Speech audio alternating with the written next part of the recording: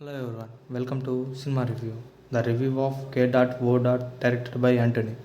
ఈ movie duration వచ్చి 1 hour 20 minutes ఉంటుంది. ఈ మూవీలో అడల్ట్ కంటెంట్ లేదు, వల్గర్ వర్డ్స్ ఉన్నాయి, తెలుగులో కూడా అవైలబుల్గా ఉంది.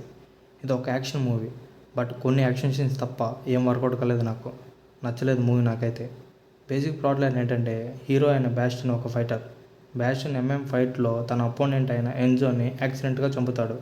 3 years తర్వాత ఎన్జో వాళ్ళ వైఫ్ వచ్చి తన కొడుకు అయిన లియోని కాపాడు అని అడుగుతుంది. బ్యాస్టిన్ కాపాడా లేదా, లియో ఏం చేశాడు అనేది స్టోరీ అంతా ఉంటుంది. ఈ మూవీలో మనం ఎక్స్పెక్ట్ చేయాల్సింది యాక్షన్ సీన్స్, అవి ఏమి అంతే వర్కౌట్ కాలేదు ఈ మూవీలో.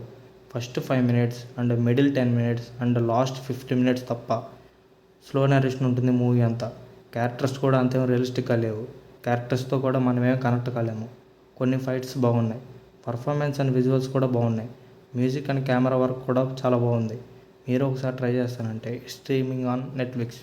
Thank you for watching.